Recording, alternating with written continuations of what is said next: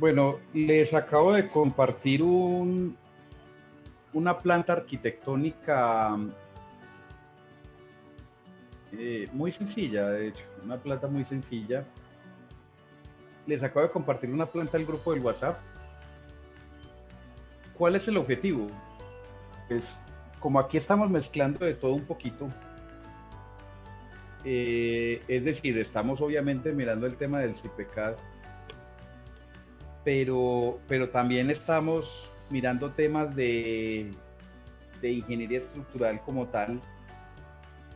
Entonces, me gustaría que miráramos algo de esta edificación que les compartí en el grupo, porque hubo un tema que le tocó en el grupo del WhatsApp alguna vez que compartimos recién creado, y era el tema del periodo, el tema del desempeño de un edificio, el tema del espectro. Me imagino, tal vez algunos de ustedes tienen dudas al respecto. No sé si todos acá tienen claro cómo crear el espectro, o sea, si está clarísimo cómo hacerlo, en qué consiste, por qué funciona así, cuál es su origen, si lo saben calcular, entonces lo saben aplicar en cualquier programa de modelación, en este caso pues que estamos con CIPE.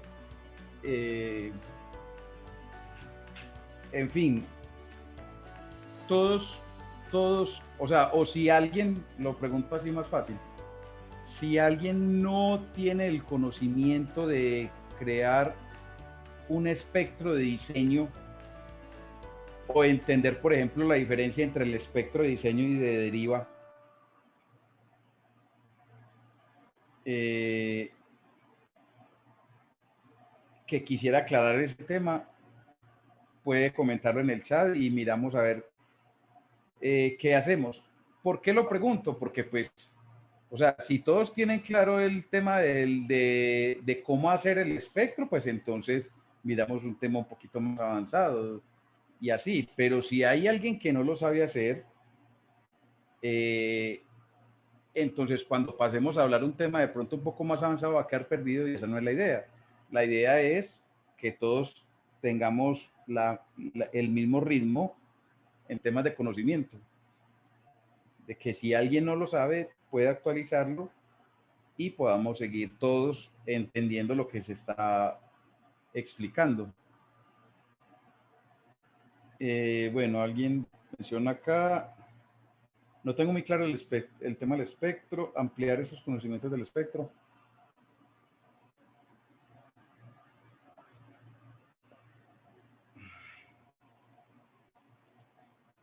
El Inge Humberto dice, yo lo hago con un Excel. Bueno, ¿por qué es bueno aclarar estos temas? ¿Por qué es importante? Por lo que les comenté en la primera clase. Yo puedo ser el diablo, puedo manejar el CIPECAD a la perfección. Puedo ser, mejor dicho, me lo puedo aprender de memoria, pero si yo no conozco la esencia de lo que se está haciendo, no voy a lograr un resultado óptimo. Me explico. Lo explicaré de la siguiente manera. Una cosa es el diseño estructural y otra cosa es el cálculo estructural. Cuando yo recibo un plano o una casa, un render, cuando recibo en general un proyecto arquitectónico, lo primero que yo tengo que hacer es diseñar el sistema con el que voy a calcular. Ahí es donde está la diferencia. El trabajo de diseño es verdaderamente definir el sistema de resistencia sísmica que se va a usar en una edificación. Y a partir de esa definición, hacer la ubicación de elementos, a qué distancia. Luego hacer un predimensionamiento. Si ya yo tengo un sistema, entonces tengo que predimensionar. Pero las preguntas son claras. ¿Dónde ubico una columna? ¿La puedo mover? ¿No la puedo mover? Si el arquitecto me dice que no puedo ubicar una columna en tal parte, ¿qué debo hacer? ¿Qué debo cambiar? Esa es la verdadera esencia del diseño.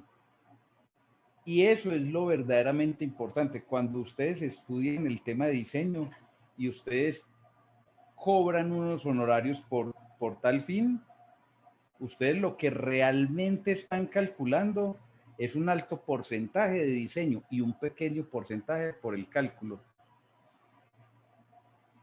¿Y por qué es más el de diseño que el de cálculo? Porque es que en realidad cada día evoluciona más el tema del cálculo.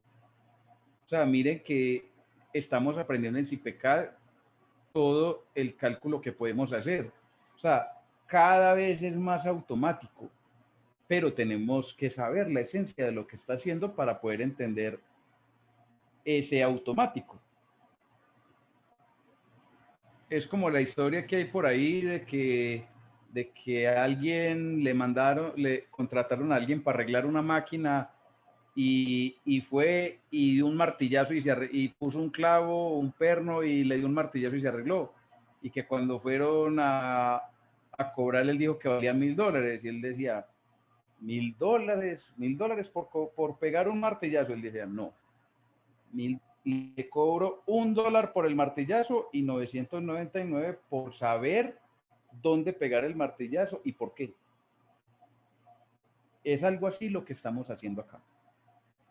Entonces, para eso les mando esta planta, porque vamos, y si la pueden abrir de una vez sería genial, una planta de arquitectura, porque listo, sí, somos los duchos en CIPECAD, pero y entonces, ya nos dieron este edificio, y entonces, ¿qué vamos a hacer?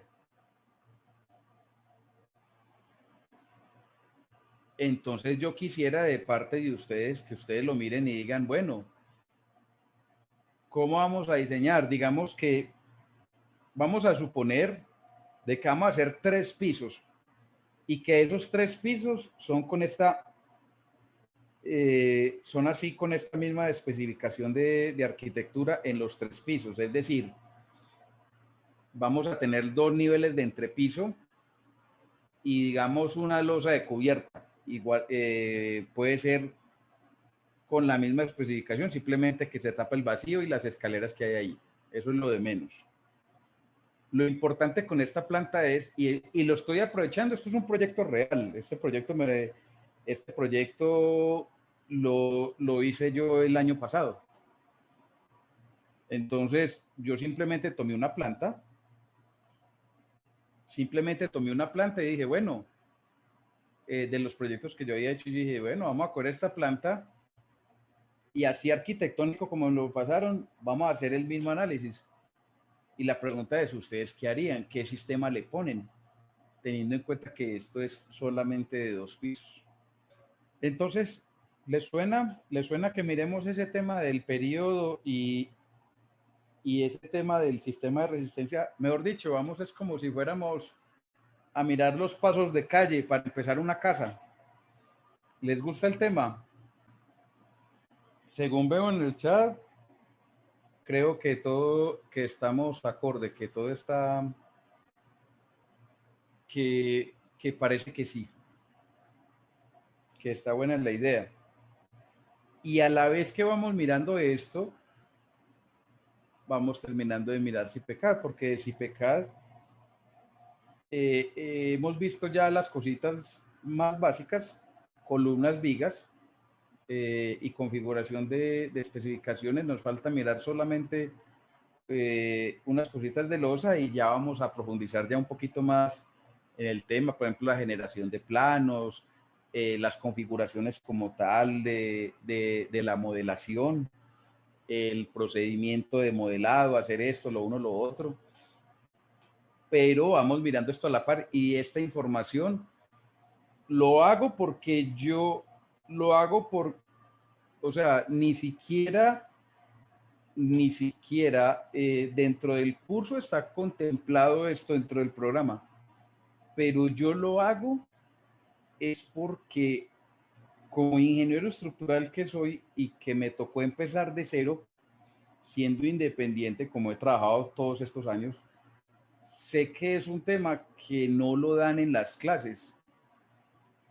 a uno en la universidad no le enseñan toda esta parte práctica, sino que le enseñan lo teórico. Le pasan un libro al tablero, le ponen la fórmula del diseño de cortante a columna, de momento, a hacer una sección, y el examen es calcular el acero para un sí. Pero bueno, y cuando uno va a trabajar afuera, y entonces, ¿qué? Yo sé calcular una viga, pero ¿y entonces? ¿Y cómo pongo las vigas? ¿Así o asá? ¿O qué hacemos? ¿O lo uno o lo otro? Y cuando vamos a mirar el tema del periodo, pues eso de qué nos sirve o para qué. Entonces vamos a mirar cositas. Son simplemente tips que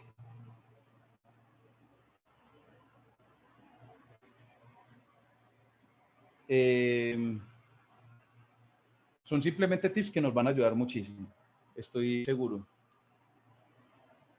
Entonces, abramos el archivo, porfa. Si ya todos lo tienen abierto, genial. Vamos abriéndolo.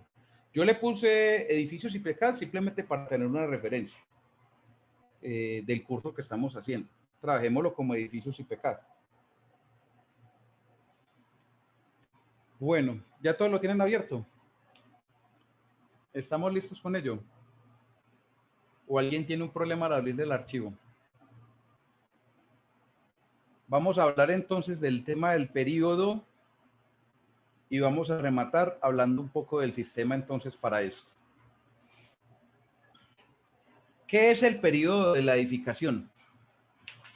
¿Todos tenemos claro el concepto de periodo de la edificación? Es el tiempo en ir y venir de la edificación en un movimiento sísmico, ¿sí? El inverso de la frecuencia. Eso es lo que generalmente, esa es la definición de periodo que todos conocemos, y es la definición que, esa es la definición, digamos, en física. Esa es la definición del fenómeno físico. Pero yo le quisiera dar un tinte un poco más estructural para que nos acoplemos más al periodo. En realidad, lo que conocemos como periodo fundamental es el periodo del modo de vibración que corresponde al ciclo que vibra a la mayor cantidad de masa en una dirección. Ese es, digamos, como y por eso es que nosotros trabajamos con esos modos de vibración. Y por eso es que generalmente cuando analizamos los modos de vibración en TAP, en ETAPS, miramos el modo 1 o el modo 2, que generalmente son los modos que más participación de masa tienen en la estructura.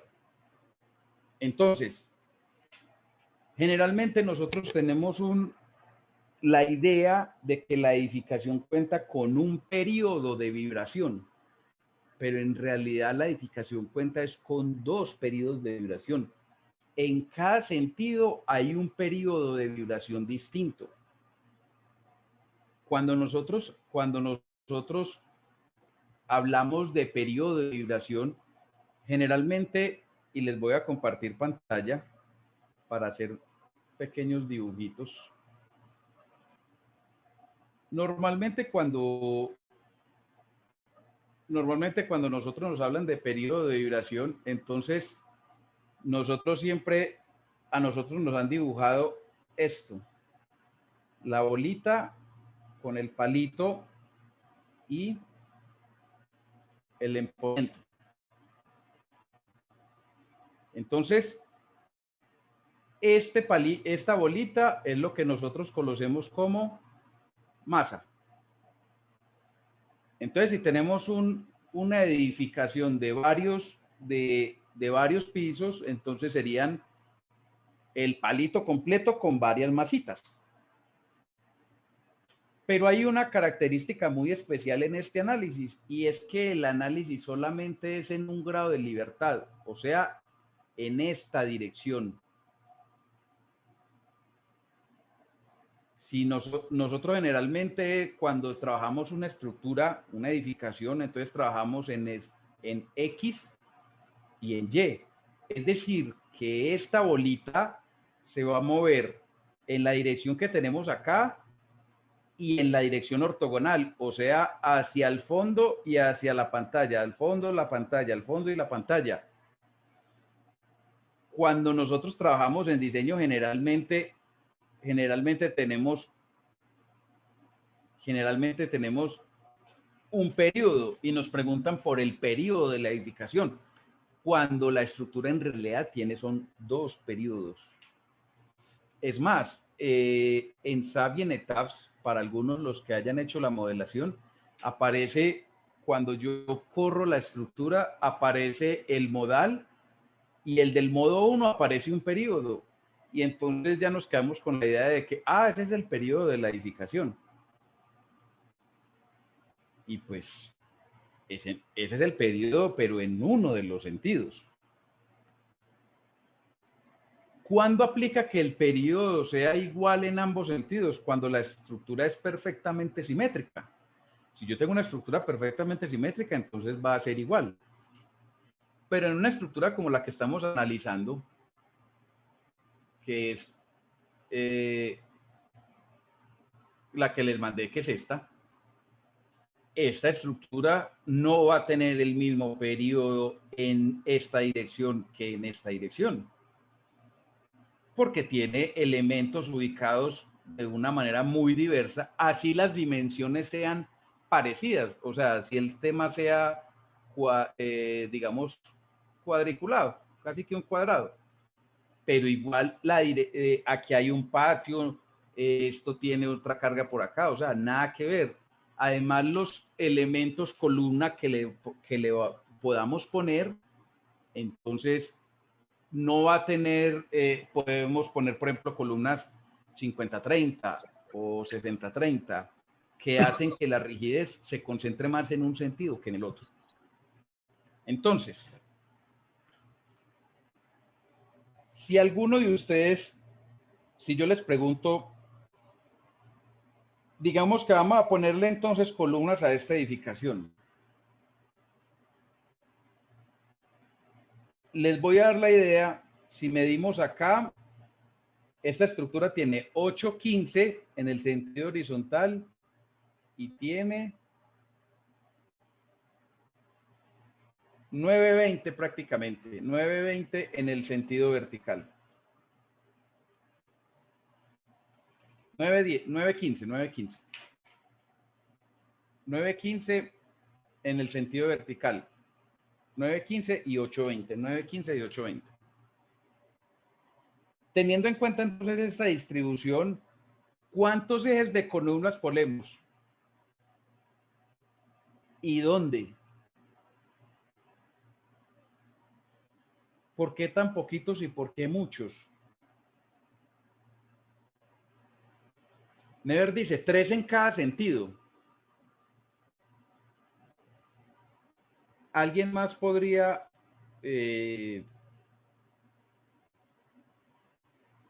4 en cada sentido? Miren, el solo hecho de yo tener 2 respuestas distintas, ¿qué me da a mí? Me da a mí la idea de que nosotros todos, al ser ingenieros, vamos a tener criterios distintos. Y es totalmente válida la opinión de Never respecto al eje como la del ingeniero Humberto. Es la misma, tal cual, son válidas.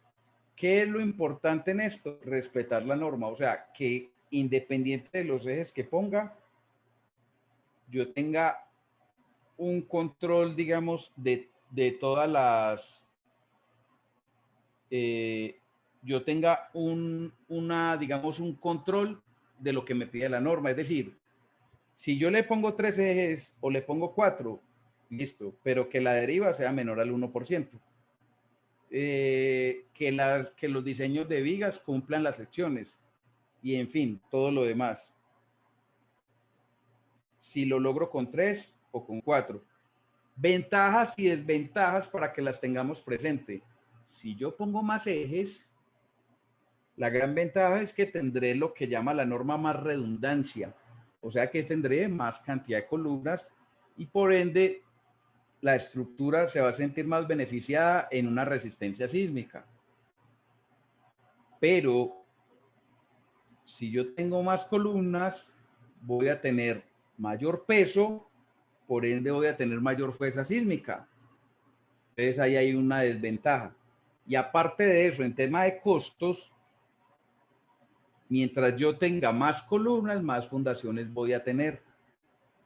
Y acuérdense que acá estamos haciendo un diseño que sí, efectivamente, el criterio lo damos nosotros como diseñadores, pero la competencia en esta leonera es alta. Y aquí, ¿qué le van a mirar a uno? La optimización en tema de costos. Si yo saco una estructura muy costosa, entonces, ¿qué va a pasar? No me vuelven a contratar, porque entonces el constructor le va a decir, no, este me quiebra. Al constructor le interesa es lo más óptimo posible, pero que funcione, pero que sea seguro y funcione. Ya el tema ético de que hayan constructores que prefieran omitir indicaciones ingenieriles para ahorrarse plata es otra cosa, es otra discusión. Pero dentro de lo que normalmente maneja un constructor normal, decente, digamos, típico en nuestro país, es yo necesito una construcción que me represente ganancias o más bien pocas pérdidas en términos de economía, de cantidad de material, pero que yo esté tranquilo de las postventas. Entonces, si yo tengo 820 en este sentido, o sea que yo tendría, si pongo 3 ejes, entonces sería un eje más o menos a 410. Y es un tamaño de viga ya digamos que está bien. O sea, antes es muy conservador. Tener un tamaño de viga de 420 es bastante bueno. Y si ponemos los 3 en este sentido, sería más o menos la misma distancia. ¿Qué toca mirar acá? Obviamente que no me vaya a afectar la escalera, por supuesto, ¿sí? Que no me vaya a afectar este vano, que yo, si yo pongo una columna, por ejemplo, en este punto, y voy a definir unas columnas acá de un color de una vez ya distinto, voy a poner este. Ah, no, este es el de las cotas.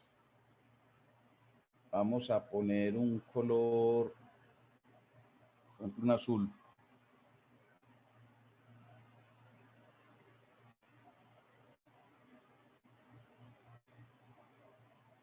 Vamos a ponerle que vamos a ponerle unas bien vistosas. Ah, verdad que esto está en milímetros. 400 por 400.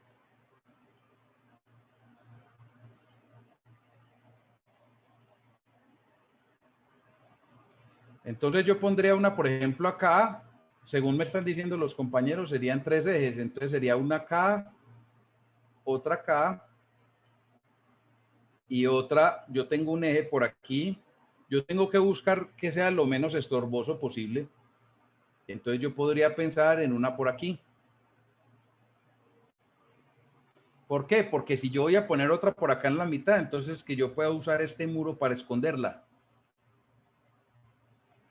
En caso tal de que sea así. Un ejemplo, yo podría hacer esto. Yo podría poner esto aquí. Entonces me quedan 3. Esta estaría medio escondida en este muro, este también y esta también. O yo podría, otra opción es meter estas de acá.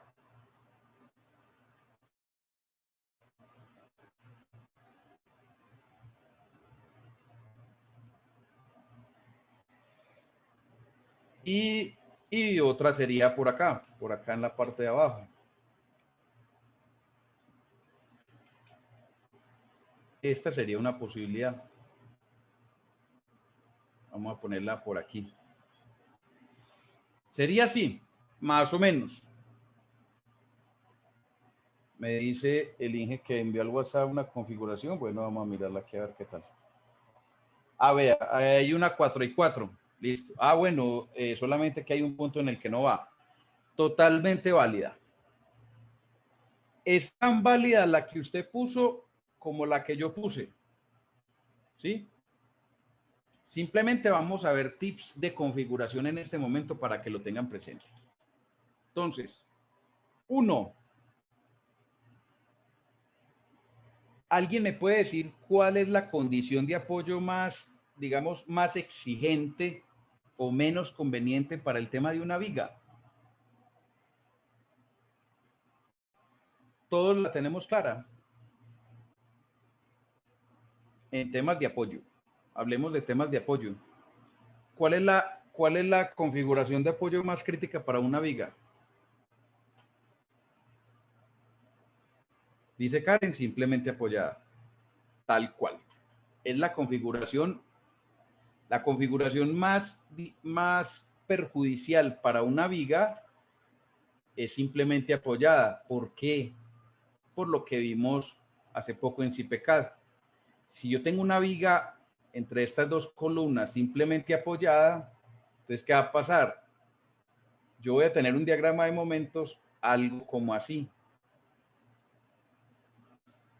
Acá no hay empotramiento, entonces no se me está asumiendo ninguna carga de momento, ninguna resistencia. Lo mismo acá. Y todo se está acumulando en el punto medio. Al yo tener un gran momento en el punto medio, eso me exige que la sección en este punto tenga que ser una sección muy grande. Por eso esta es la condición digamos, más perjudicial. Además, aparte de que en términos de resistencia, o sea, en cantidad de barras, esta es la relación más perjudicial, puesto que no tengo resistencia a momento aquí en la parte negativa. En términos de rigidez, es decir, en deformación de viga, este punto también va a sufrir demasiado porque no hay ningún elemento que le esté contrarrestando. Por eso es que de una a todos me entraron que 3, que 4 columnas para evitar esa condición simplemente apoyada. Y entonces serían o 4 columnas o 3. ¿De qué depende, por ejemplo, como les dije ahora, de que se acepten 3 o 4 ejes de columnas? De lo perjudicial que sea tener 3 o 4 columnas en términos de costos, como les dije. Sin embargo, en estructuras como esta, vamos a hacer un pequeño análisis. Voy a basarme en la configuración que tengo. Y tengo acá una luz de 4.53. Entonces, estamos hablando de un orden de magnitud de 450. Y por este lado, tengo 240. En el otro sentido, tengo 3.75 y esta va a dar más o menos similar. 420. Quiere decir de que la luz más grande que tenemos en este momento es 450 y es con un apoyo continuo. Si nosotros le dejamos ese apoyo y calculamos la altura para esa viga, entonces, ¿qué puede pasar? 450 dividido 18,5, que sería un apoyo, nos da una altura de 25. Pero tenemos 3, 6, 9 fundaciones. Ustedes se imaginan donde el estudio de suelo nos diga de que la fundación de esas columnas debe ser pilas a 10 metros. O sea que habría que hacer 9 pilas a 10 metros. Multipliquemos la cantidad de concreto de las 9 pilas a 10 metros y el acero que eso debe llevar. Eso es una locura. Lo mismo con la configuración que me envió el ingeniero, que son 4, o sea que serían 15 columnas. Aquí son 9, en la otra son 15. Sería una locura. Aunque también puede pasar que la fundación no sea en pilas, sino que sea una losa. Y ya siendo una losa, pues digamos no va a variar tanto la cantidad de columnas. Ahí es donde están las variables. Otra cosa, puede suceder puede suceder de que este eje de acá, normalmente en los edificios sacan un balcón en los segundos y en los terceros pisos. O sea que, acá, digamos, si en el primer, digamos que esto siendo un segundo piso podría quedar así, porque estaría el volado del balcón. Pregunta Karen, ¿cuál es la profundidad mínima para la cimentación en zapatas si el terreno es bueno? Karen, no hay profundidades mínimas, o sea, establecidas como tal a término técnico, no hay una profundidad mínima como tal. Digamos, contando con que vamos a poner las condiciones más óptimas de lo óptimo, es decir, de que yo tenga un suelo supremamente bueno, entonces yo sí o sí le debo quitar la parte superior, porque la parte superior es tierra orgánica, generalmente. Y esa tierra no va a sostener absolutamente nada, es una tierra de relleno que hay que quitarla sí o sí. Y esa capa de relleno de tierra orgánica, o sea, la manga, generalmente es una capa que puede cubrir 30, 40, 50 centímetros, dependiendo del lugar. Entonces, en las condiciones más, digamos, ideales, pues, de que eso sea una roca, menos de 50, no, porque habría que hacer el retiro de esa tierra orgánica. De hecho, en casi que en toda obra, lo primero que vemos es en los ítems de las especificaciones de la obra, lo que vemos es localización y replanteo. Es decir, localizo y luego replanteo todo, o sea, cojo todo ese terreno y le quito toda esa parte orgánica antes de cualquier cosa. Entonces, digamos que menos así de 50, estoy hablando en la condición más óptima de lo óptimo. Eso es muy difícil. O sea, que fuera directamente casi que sobre roca. Pero digamos que en la práctica, en la calle, una profundidad de menos de 1 metro no es lo normal. O sea, digamos que sería lo mínimo de lo mínimo. Sabemos que en general, a medida que aumenta la profundidad del suelo, aumenta su capacidad. Entonces, en ese punto de la tierra orgánica, pues la resistencia es prácticamente nula, eso no se tiene en cuenta, y de cierto punto en adelante empieza a aumentar. Entonces, digamos que 1 metro, pongámosle que lo mínimo sea 1 metro, como para tener, digamos, cierta tolerancia. Y además hay otra cosa, que depende también, obviamente, de la estructura a realizar. No es lo mismo que vayas a hacer un galpón para tener unos animales a que vas a hacer un edificio de 10 pisos. Entonces también depende de eso la profundidad pues mínima de la zapata. Pero digamos que mínimamente en la práctica menos de 1 metro no se considera. Es lo normal. Yo no he visto zapatos de menos de 1 metro de profundidad. Ahora bien, entonces, volviendo acá al tema de las columnas. Bueno, dice que el QA depende de la altura de edificación. No es que el QA depende de la altura de edificación, que estamos hablando de la capacidad visible. Lo que estamos hablando es que la profundidad de fundación, lo que llamamos profundidad de esplante, sí puede estar relacionada con la altura de cierta manera, porque hay mayor peso. Es decir, usted puede fundar un edificio de 10 pisos a 2 metros.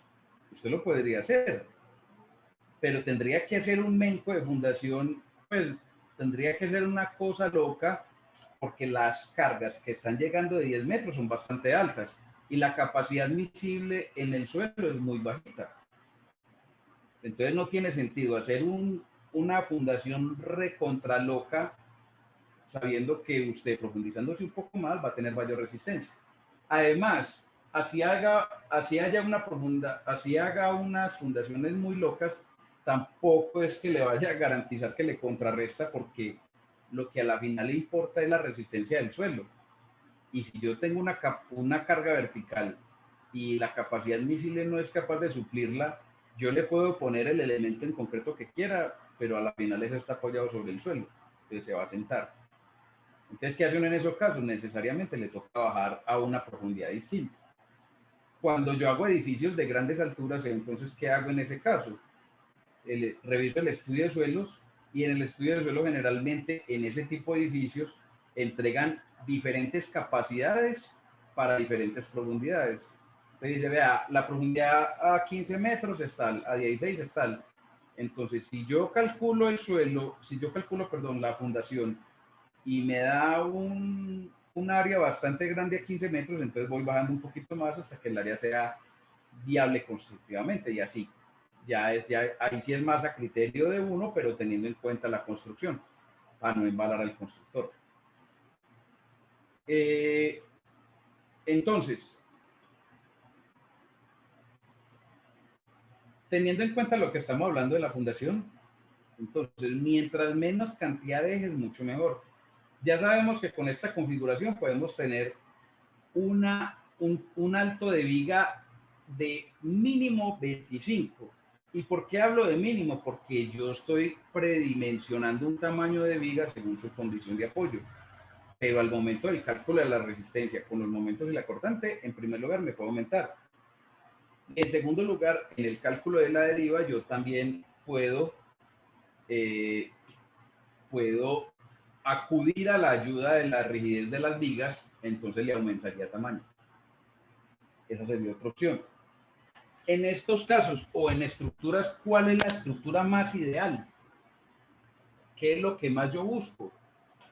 Tener el menor número de columnas. Entonces yo pudiera quitarle este eje, además porque el arquitecto cuando le vea esta columna en la cocina lo va a estrangular y le va a decir, no, ¿cómo así? Tal cosa y no sé qué. Empieza a inventarlo. Entonces, lo más seguro, si yo le quito este eje, ¿qué va a pasar? Ya voy a tener solamente dos ejes, que es la condición, como lo hablamos ahorita, más perjudicial en términos de desempeño estructural.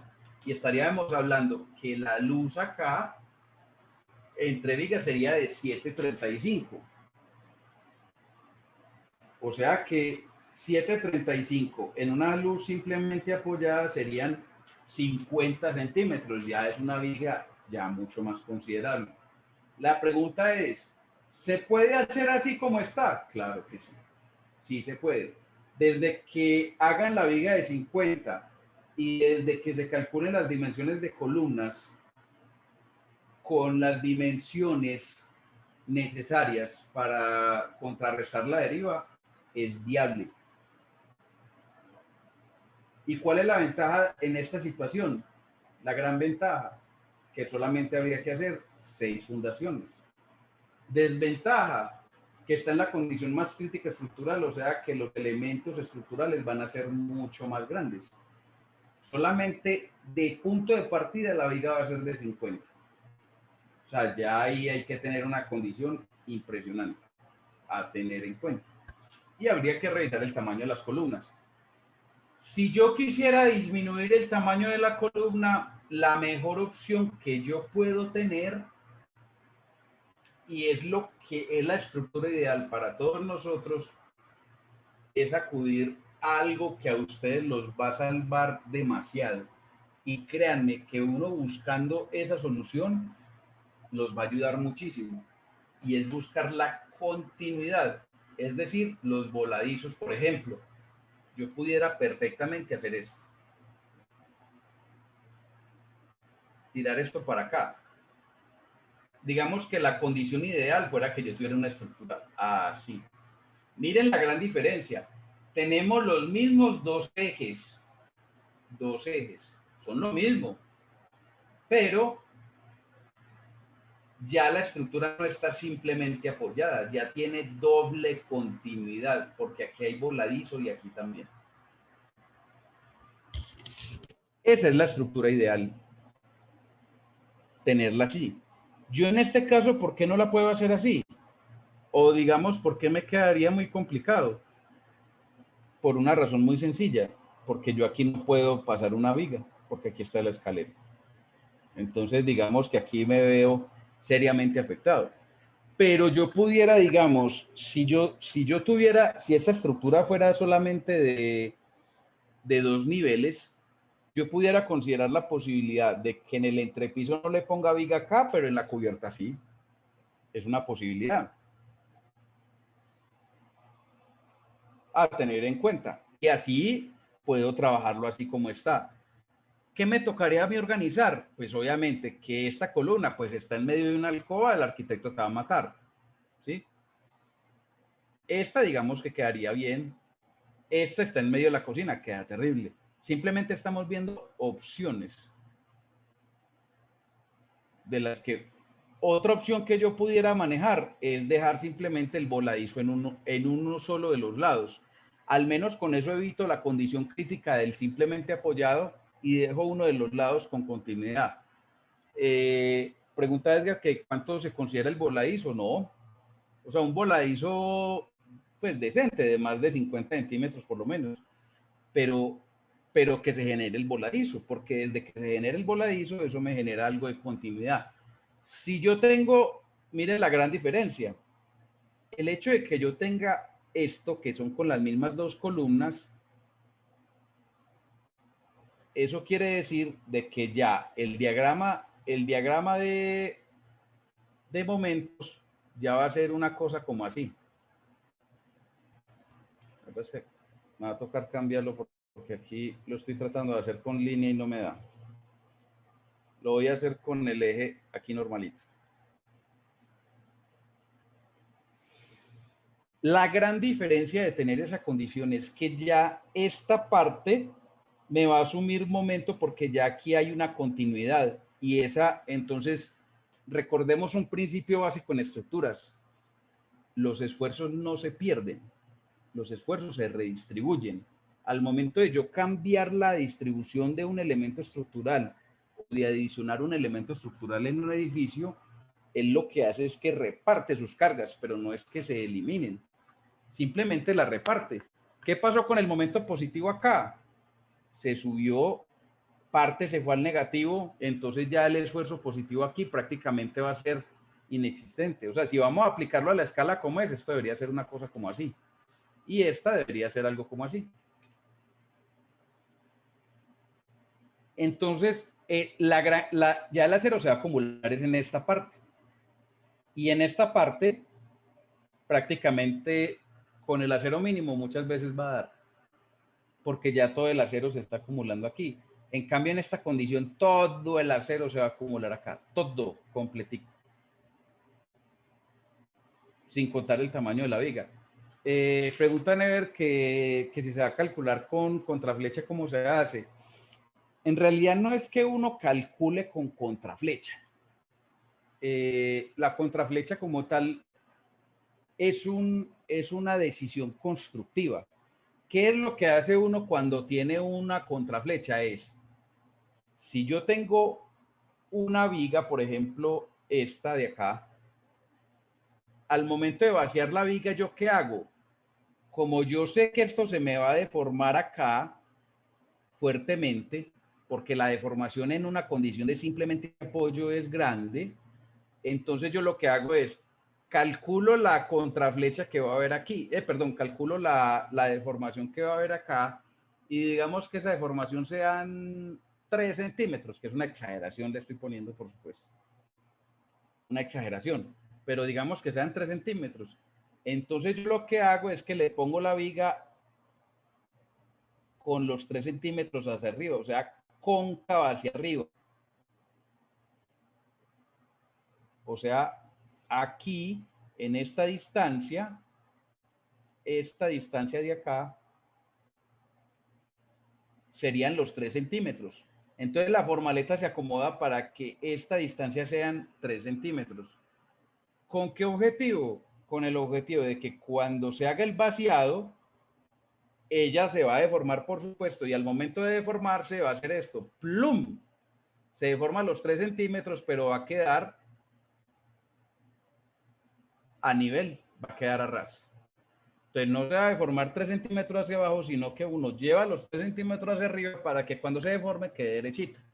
Ese es el objetivo de la contraflecha, para que lo tengamos presente. Dice Karen, con dos apoyos de columnas, el factor de reducción por ausencia de redundancia afecta mucho el acero de refuerzo? La respuesta es sí. Sí lo afecta porque es que uno está, todo depende, digamos, ¿cómo lo explico? Todos los factores de redundancia, irregularidad en planta, en altura y todo lo demás, ¿qué es lo que hace? Que yo tenga más en cuenta la fuerza sísmica. Cuando yo le aplico la fuerza sísmica a una estructura, la norma me dice, vea, aplíquela, divide esa fuerza por un valor R para el diseño. ¿Con qué objetivo? De que usted la diseñe para menos, digamos, resistencia. Digamos, cuando le ponemos un R5, usted la va a diseñar para un quinto de la fuerza de diseño. ¿Para qué? Para que cuando llegue la fuerza, entonces la fuerza va a llegar 5 veces más de lo que usted la diseñó. Entonces, ¿qué va a pasar? La estructura se va a deformar. ¿Y para qué se deforma? Para que llegue a la fluencia. Ese es el objetivo. Pero si yo lo que hago es que le afecto el sismo, entonces ya lo que le estoy diciendo a la estructura es, vea, ya no le estoy dividiendo el sismo por 5, sino que como usted tiene redundancia, solamente se lo puedo reducir por 3 o por 2 o por 4. Entonces eso hace que la fuerza sísmica de diseño sea mucho más grande. Y al ser mucho más grande la fuerza sísmica, pues entonces eso va a hacer de que requiera más acero de refuerzo. Una cosa lleva a la otra. ¿Qué hay que encontrar en esto? La palabra clave, equilibrio. Ni tanto que queme al santo, ni tanto que no lo alumbre. Yo no puedo pretender decir de que, no, que es que como yo voy a optimizar el número de fundaciones lo más posible, entonces solo lo voy a poner un eje de columna para que estén 3 fundaciones. No, obviamente no puedo, ¿sí?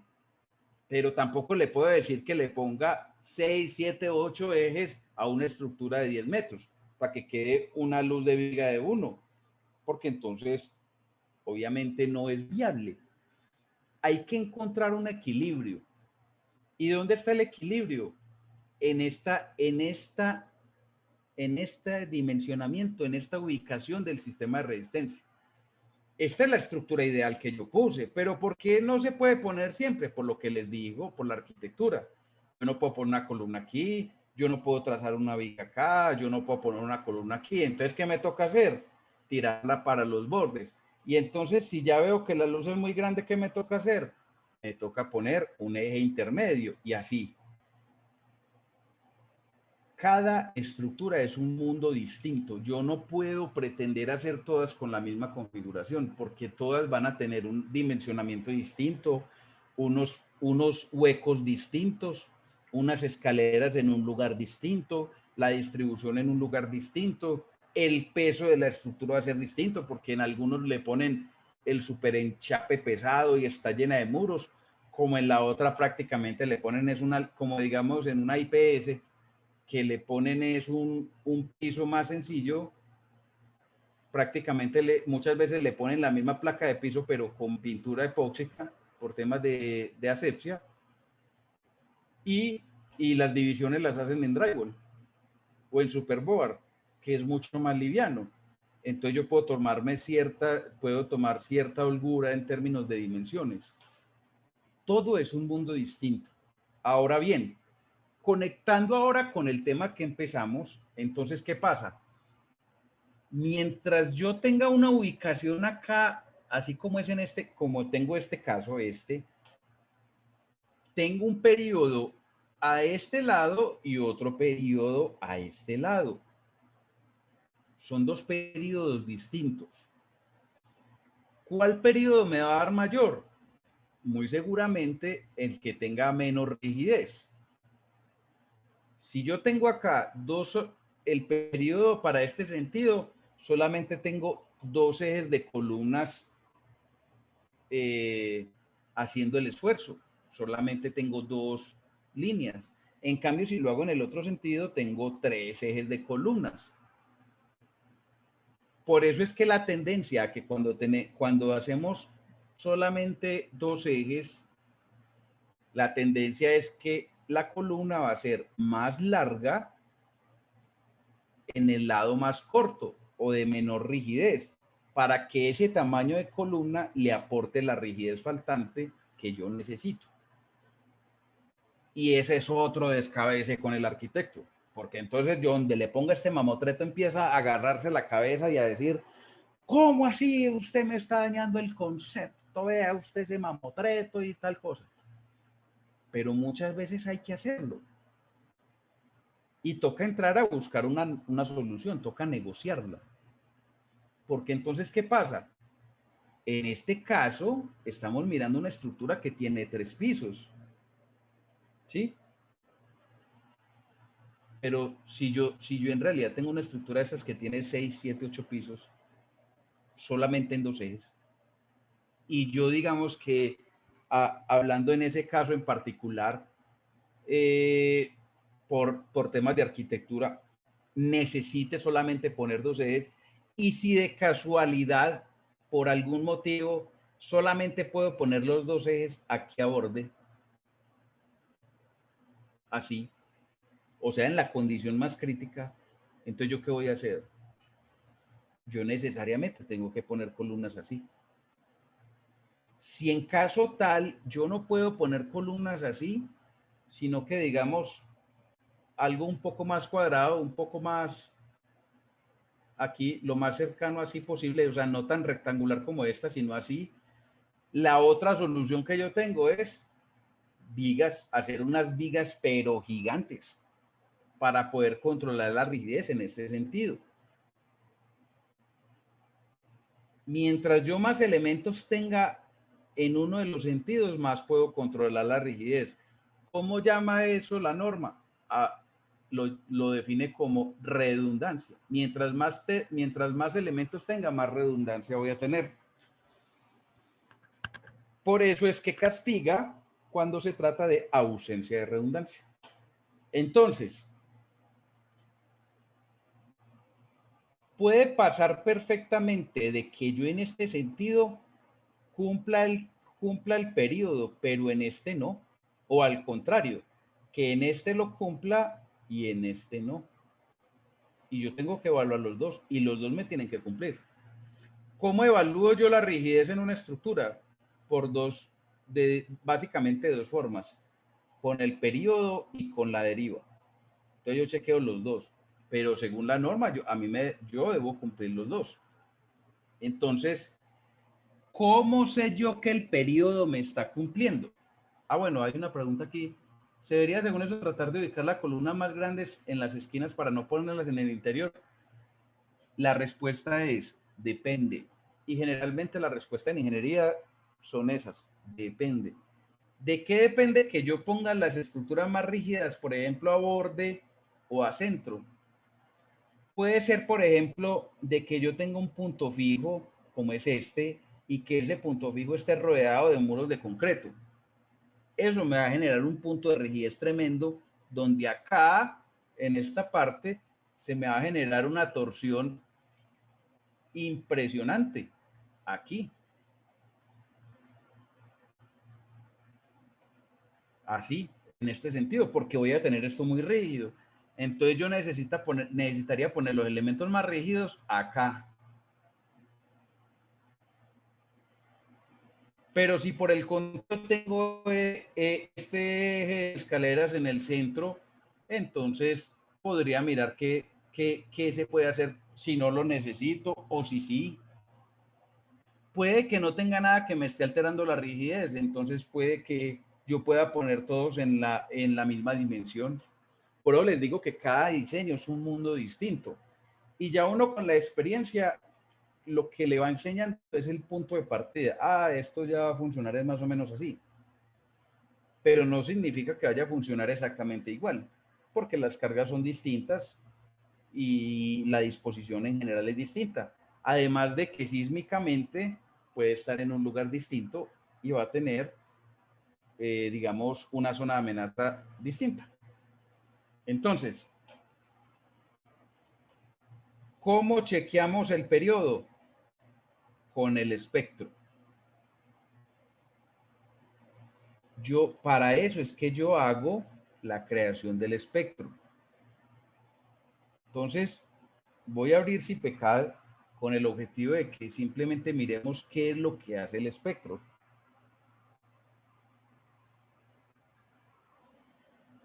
Para que, digamos, entendamos, vamos a entender, digamos, por pedido de ustedes mismos, vamos a mirar qué es lo que nos pide, cómo es que formamos el espectro, qué es lo que debemos tener en cuenta. Entonces, ¿para qué sirve el espectro en todo ese paseo que estamos hablando? Porque estamos hablando de un periodo. Entonces, al ubicar las columnas en una dirección, lo que vimos ahorita, entonces, en cada dirección yo debo cumplir un periodo. La pregunta es, ¿cuál periodo? ¿Dónde está eso? O sea, ¿cuál es el periodo mínimo que yo debo cumplir? Entonces, para eso vamos a utilizar, además del espectro, vamos a mirar aquí el tema normativo. Vamos a mirar qué es lo que nos pide la norma en la NSR 10 para cumplir el tema del periodo. Y está en el método de la fuerza horizontal equivalente, está lo que nos pide la norma. Entonces, recordemos la definición de periodo que mencionamos ahorita. El periodo es el modo de vibración. Recordemos que en SAP, por ejemplo, para mirar el periodo, miramos el modo de vibración. Es el modo de vibración fundamental, le llamamos el periodo fundamental, que corresponde al ciclo, porque es de ida y vuelta, es el periodo fundamental, modo de vibración, que corresponde al ciclo, donde vibra la mayor cantidad de masa en una dirección, donde vibra la mayor cantidad de masa. Dentro de todas las formas en las que se puede mover la dirección en un sentido o en otro, la que más masa tenga, ese va a ser el periodo fundamental. Entonces, ya sabemos que tenemos que fijarnos en un periodo y que ese periodo nos lo da el programa de modelación. Pero ¿con cuál lo tengo que comparar? Lo tengo que comparar con lo que nos pide la norma, que es T sub A, este que aparece acá. La fórmula de T, que es el que aparece aquí, que es el periodo fundamental, es la manera como el programa calcula el periodo internamente, que es la sumatoria de la masa por los desplazamientos en cada uno de los pisos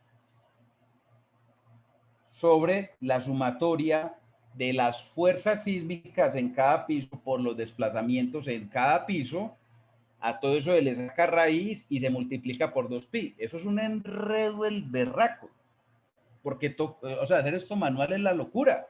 Porque tocaría sacar la masa en cada piso, calcular manualmente el desplazamiento en cada piso y aquí subirlo al cuadrado.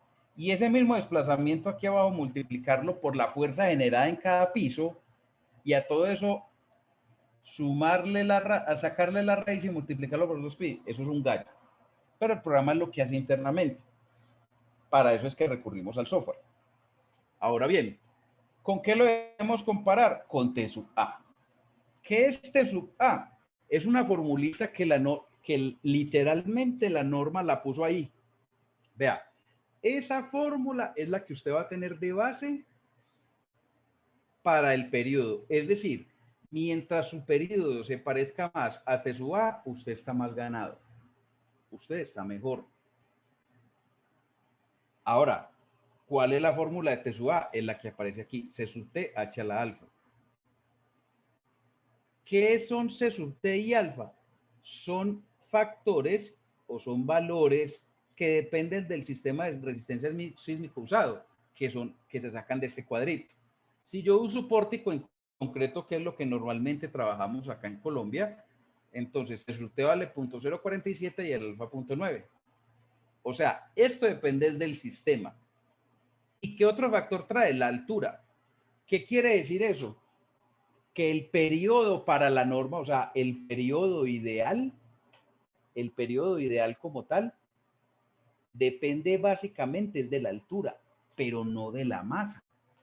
O sea, ahí no habla de ningún uso, ni de que usted esté poniendo bodega, ni que usted esté poniendo jardines, ni que usted esté poniendo coliseos, nada, ni oficinas, nada. Usted debe llegar a ese periodo simplemente basándose en la altura. Entonces, yo debo comparar el periodo calculado con este T sub A. ¿Y qué le dice a uno la norma? Y lo vamos a ver básicamente, que el periodo por ningún motivo debe ser superior, y véalo, aquí está. El valor de T, o sea, el que calcula el software, no debe exceder el valor C sub T sub A por ningún motivo. Es decir, que yo a la hora de evaluar el periodo de la estructura que estamos analizando en Y y en X, debo compararlo con este valor, que este valor es único para las dos direcciones, porque solamente depende de la altura. Si yo calculo el periodo, en esta dirección, y digamos que el periodo T sub A, voy a poner un caso, voy a poner que el periodo T sub A me dio 0.5 y yo lo debo multiplicar por ese C sub U. ¿Y cuánto es C sub U? Es esta formulita. ¿Que de qué depende C sub U? De la aceleración, del coeficiente de aceleración de velocidad, que es el A sub B, y el coeficiente para periodos cortos de suelos, que es el FB. Que eso yo los calculo, obviamente, en los pasos previos. Calculo ese C sub U, lo multiplico por el T sub A, que lo calculo con la altura, y el C sub T y el alfa, y eso me da el periodo, el C sub T sub A, el periodo máximo que yo debo tener. Entonces, si yo calculo el periodo T sub A, lo multiplico por ese valor que me dé el del C sub U, y me dio 0.65, por decir algo, y el periodo mío me está dando 0.7, 0.8, entonces no me está cumpliendo, porque eso quiere decir que está más flexible de lo que yo lo debería tener. ¿Y qué hace y por qué la norma lo prohíbe tanto? Las razones son dos. Una, porque obviamente mientras más flexible quede una estructura, más se va a mover, más peligro hay, ¿sí?, de cualquier falla, y por supuesto de la sensación de los usuarios internamente. Pues uno puede hacer un edificio muy resistente, pero si se mueve mucho en cada sismo, imagínese, o incluso no en el sismo, en la normalidad, eso sería terrible. Uno no se acomodaría a eso. Entonces eso tiene que tener un grado de rigidez mínimo, que es el valor del periodo. Yo debo ajustarme a eso. Entonces, si yo me paso del periodo, no quiere decir que no cumpla, sino que es que la norma me está pidiendo un mínimo para cumplir esa flexibilidad. Y la otra razón es porque si miramos el espectro de cálculo, que es este, ¿qué compara el espectro de diseño? Compara el periodo en la parte de abscisa con el coeficiente S sub A, o sea, la aceleración sísmica en el Y. Si yo diseño una estructura, digámoslo, ¿qué pasa? Si yo le ubico unas columnas más pequeñas, o sea, dejamos las cuadraditas acá, o sea, que me va a dar un periodo mucho más grande, no estoy controlando el periodo. Y entonces voy a poner voy a poner estructuras así pequeñas. ¿Qué va a pasar? Me va a dar un periodo mucho más grande que no me va a cumplir. Y a la hora de venir al espectro, mientras más grande sea el periodo, mucho menor va a ser la aceleración sísmica. Aquí la pueden ver. Mientras más grande sea el periodo, menor va a ser la aceleración. Entonces ahí uno estaría incurriendo en una mentira, porque mientras, o sea, en una mentira entre comillas, o muchas veces en una jugada de diseño.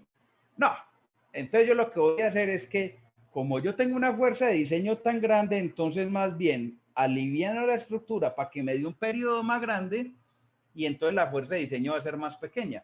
Y como tengo la aceleración de sismo, entonces como tengo la aceleración de sismo más pequeña, entonces la fuerza de diseño va a ser más pequeña, por ende me va a dar menos deriva y menos exigencia de acero. Entonces la norma le dice, no señor, su periodo máximo es C sub U, T sub A, y que depende de la altura, no depende de la masa. Entonces, vamos a coger eso que acabamos de decir y lo vamos a ensamblar para entender cómo es que funciona esto. ¿Qué es un espectro? Un espectro es la relación entre la aceleración sísmica y el periodo. Porque así es que se comporta, o sea, es el comportamiento que tiene en un sismo cualquiera, el tema de la aceleración con el periodo dependiendo de la altura. Por eso es que el periodo depende generalmente de qué? De la altura. Entonces, si yo tengo un periodo muy pequeño, o sea que tengo estructuras pequeñas, me va a absorber mucho más el tema sísmico. Hagámonos la idea. Si yo tengo una estructura y un piso y llega un sismo, la disipación de energía que va a poder hacer esa estructura de un solo piso es muy poquita. Porque el periodo que tiene, siendo tan poquito, ¿qué hace? Se mueve así muy rapidito, como una onda así, se mueve así. No son con ondas grandes, sino que se mueve así muy tupidito, muy pequeño. No alcanza a disipar energía. Entonces lo que hace es que absorbe prácticamente toda la fuerza sísmica que le llega, lo que alcanza a disipar es nada. Por eso es que aquí en la parte más alta del espectro están las zonas de menor periodo, porque mientras menos altura, menor periodo hay, generalmente. En cambio, mientras yo aumento la altura del periodo, de la estructura, mayor periodo voy a tener y por ende voy a tener menos afectación sísmica, porque esta es la aceleración de diseño, recordemos. Esta es la que yo voy a tomar para diseñar.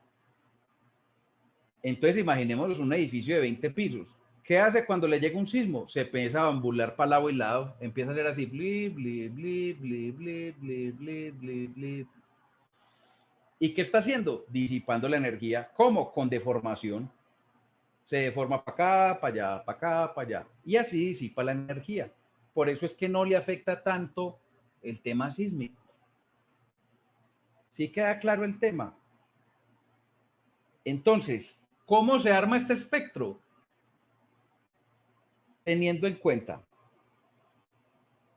la aceleración sísmica a su A, que de qué depende del lugar donde usted esté, si es en zona sísmica baja, intermedia o alta. Entonces el A puede ser más alto o menos alto. Si es más alto, o sea, está en zona sísmica más alta, entonces la fuerza sísmica obviamente va a ser más alta. El coeficiente de importancia. Si yo tengo un uso importante, un uso de hospital, por ejemplo, o un uso universitario, voy a tener un uso más importante. ¿Qué quiere decir eso? Que la norma te va a castigar más, porque te va a exigir multiplicar esa aceleración de diseño por un factor adicional. No es que la norma sea elitista, sino que es que la norma le da obviamente preferencia en costos a unas estructuras que a otras. Le dice, hombre, para una vivienda no le voy a poner la misma exigencia en dimensiones que a un hospital de full categoría, porque yo necesito que en un sismo el hospital esté totalmente activo para que atienda a los heridos. entonces le pone muchos más requisitos. Por eso es que se pone el uso. Y mientras mayor uso, mayor es el coeficiente I, el que tenemos acá, el que nos pide aquí en la norma. Aquí, estructuras de ocupación normal. Normal es una casa, pero si yo le pongo la 4, que son edificaciones indispensables, entonces obviamente me va a multiplicar el espectro por, o sea, voy a necesitar una fuerza de diseño. Recordemos que esto es espectro de diseño, no el que va a llegar, sino la aceleración de diseño que yo voy a tener. Según los factores que tenga, voy a tener o una aceleración más alta o menos alta. Y según esa aceleración, voy a diseñar, dependiendo de qué, de la altura. Mientras más alta, menos aceleración voy a tener en cuenta. Para eso es el espectro. ¿Cuál es el otro factor? El suelo. Para armar el espectro. Entonces tenemos el A sub A y el A sub B, que son los coeficientes. Tenemos el coeficiente I, que es el de el de uso, y tenemos también el FA y el FB, que depende de qué, del perfil del suelo. Mientras más condiciones críticas tengamos, mayor va a ser la aceleración de diseño. Y entonces, mientras menor altura tengamos en la edificación, mayor va a ser la aceleración de diseño que vamos a tener. Y así conectamos con este tema que estamos viendo en las columnas. Porque mientras yo más altura tenga, menos fuerza sísmica voy a tener. Pero obviamente la distribución de fuerza va a ser grande porque voy a tener un edificio alto. Simplemente que se va a disipar. Se va a disipar se va a disipar la energía del sismo. Pero ¿qué pasa? Tengo un peso bastante grande. ¿Cuál es la fórmula de la fuerza sísmica? ¿Cómo calculo yo la fuerza sísmica? Multiplicando la aceleración obtenida acá por el peso de la estructura. Ahí está la clave. Si yo tengo un peso bastante grande en un edificio y lo multiplico por una aceleración que me dé bastante grande, me va a dar una fuerza sísmica mucho más grande. Pero si por el contrario yo tengo una estructura de un peso liviano como el que hablamos ahora, que puede ser de muros de drywall, perfectamente, con un piso esmaltado, o sea, que una estructura que sea más bien liviana, y yo esa estructura la multiplico por una aceleración bajita, porque estoy en zona de amenaza sísmica baja, entonces los elementos que te van a dar son muy pequeños. Y así se relaciona una cosa con la otra. Y por eso es que esta fase de predimensionamiento que estamos haciendo con esta planta es tan importante. Cuando yo ubico una columna acá, yo ya tengo que tener en cuenta cuántos pisos son. ¿Para qué? Para poder saber a qué periodo me voy a tener. Si yo voy a hacer 2 o 3 pisos, pues yo ya sé que va a ser una estructura no tan pesada, porque no es más bien poco alta, y ya sé que voy a estar en una exigencia de aceleración bastante grande, porque el periodo va a ser pequeño, porque tengo poca altura. Pero a su vez tengo un peso pequeño. Pero si yo tengo una estructura de 10 pisos, o sea, que se va a multiplicar, el peso va a ser mucho más grande y así se me reduzca esta aceleración, con un peso tan grande, la disipación de energía va a tener que ser muy grande. Entonces me van a dar elementos mucho más grandes.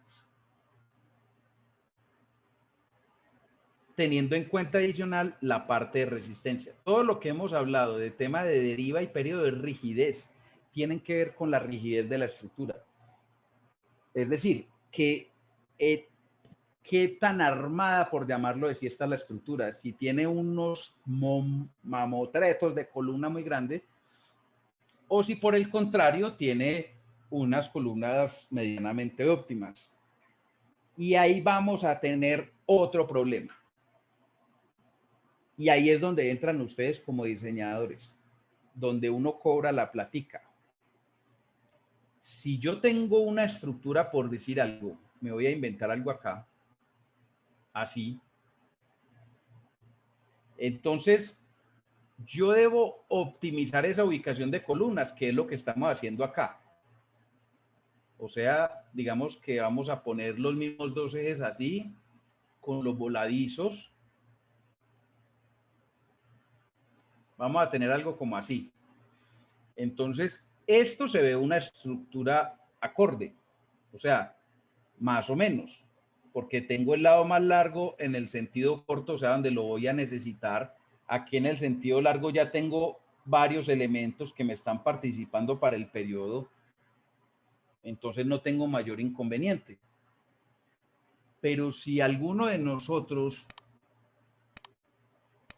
ubica mal estas columnas o lo que hace es que las pone, digamos, de una manera que no es, si por el contrario yo puedo decir que, vea, voy a voltear esto, así, donde estoy cargando demasiado la estructura para un lado y limitándola mucho para el otro. O sea, no estoy siendo, digamos, riguroso.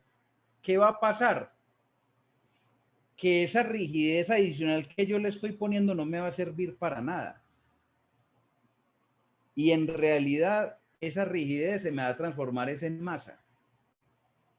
Porque yo le estoy poniendo un peso adicional que no necesito. Porque ¿para qué?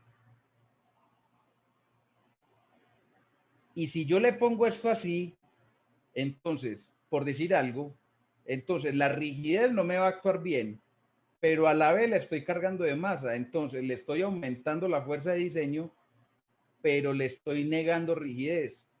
No me va a cumplir nunca. Entonces me va a tocar agrandar mucho más los elementos. ¿Y qué va a pasar ahí? Costos.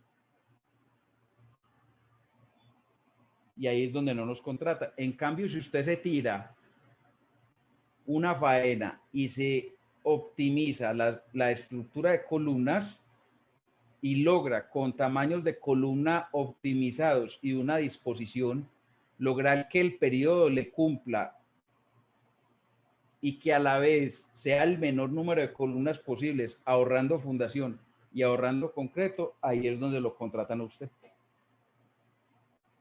Eso no lo da el CIPECAD. Yo puedo tener la licencia full de CIPECAD que vale la plata que usted quiera, 40 millones de pesos si quiere, pero eso no se lo da el CIPECAD, eso se lo da un diseñador. La fase de diseño, usted puede fácilmente sentarse con el arquitecto una hora y usted en una hora hacer el verdadero trabajo de diseño donde libra ya prácticamente todo y ya de ahí para adelante lo que sigue es cálculo, donde usted ya dice, listo, ya hay que calcular momentos, cantidad de barras, despiezar, dibujar y todo lo demás. Pero esta es la parte que verdaderamente vale platica y por la que muchas veces prefieren contratar a unos que a otros, porque saben cómo optimizar este tema. Y ahí es donde nosotros tenemos que mirar muy bien eso. Si no lo hacemos así, como les digo, vamos a incurrir en un error. Vamos a estar generando un gasto que, por ejemplo, por exceso de masa, que no nos va a ayudar. Debe haber un equilibrio entre masa y rigidez, masa y rigidez, masa y rigidez. Recordemos, ya cerré la norma. La voy a volver a abrir acá.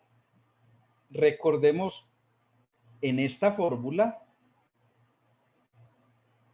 en la fórmula del periodo. Recordemos que acá el periodo depende directamente de la masa y a su vez de la fuerza sísmica. Entonces, si yo le pongo más masa, el periodo tiende a aumentar. Pero si a su vez eso me representa rigidez, quiere decir que esta fuerza que va a haber aplicada acá se va a alterar. Entonces va a equilibrar el periodo. Pero si yo le pongo una masa adicional acá y no logro que eso afecte la fuerza, ese periodo se va a aumentar y no voy a hacer absolutamente nada. Lo que necesito es bajar el periodo. Mientras más rígida sea la estructura, mucho mejor. Preguntas, dudas, que ya son las 8. ¿Algo por decir, algo por aclarar?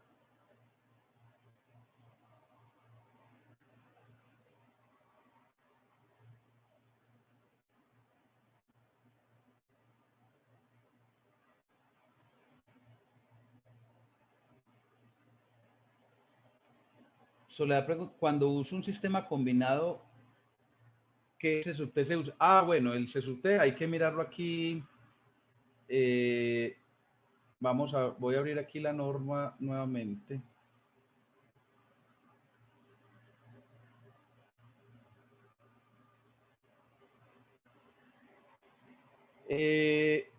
Aquí está. Este es para pórtico en concreto. Este es para pórtico en acero.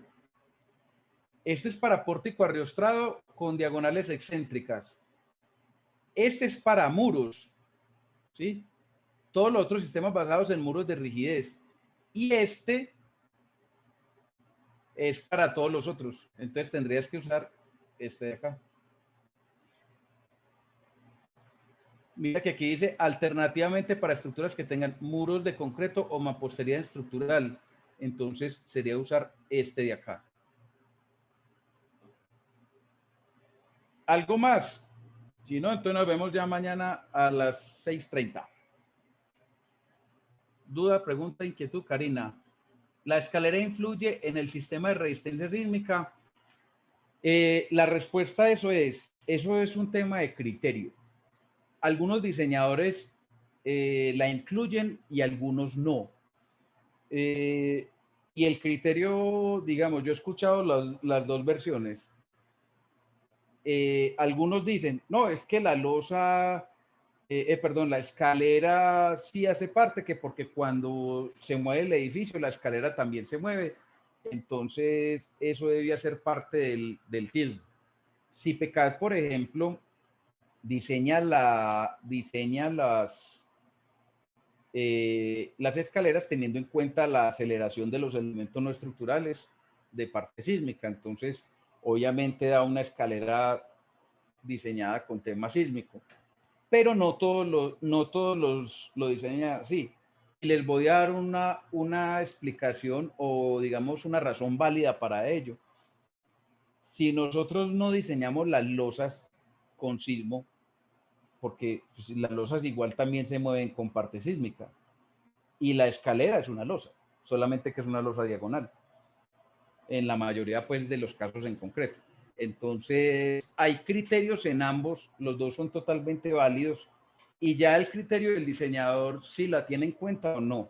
Como les digo, si PECAD sí la tiene en cuenta. En un edificio de cubierta en lámina para el último piso, las vigas de amarre, ¿cómo se dimensionan? Igual, exactamente igual que en el entrepiso, porque es que las vigas, no, el dimensionamiento de la viga, o sea, el predimensionamiento no tiene en cuenta el peso, sino la longitud, el tipo de apoyo, así como hicimos ahorita. Ahorita no calculamos el peso de la losa, nosotros dimensionamos teniendo en cuenta lo del predimensionamiento. Lo más seguro es que se te van a la hora del diseño se te van a conservar las dimensiones de la viga, porque pues, si es una cubierta en lámina no le va a dar mucho peso, entonces se van a conservar las dimensiones de predimensionamiento. Así que así va a quedar. Pero el tema de las vigas es un tema de apoyo, de tipo de apoyo, no de la carga que tenga. La carga lo que hace es aumentar el refuerzo en caso tal de que lo necesite, o incluso el tamaño de la sección. Pero ya cuando es un tema pesado, no quiere decir que porque sea techo en lámina va a ser distinto al entrepiso. Depende de la luz que haya entre apoyos, no del peso. ¿Queda claro entonces? Nos vemos mañana a las 6:30. Les agradezco mucho de verdad estar pendiente.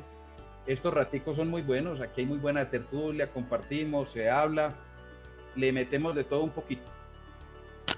Le metemos de todo un poquito. Esto es muy importante para poder entender de verdad lo que procedemos a trabajar en Sin Pecado. De nada nos sirve saber trabajar sin pecado si no sabemos explotar verdaderamente un diseño estructural.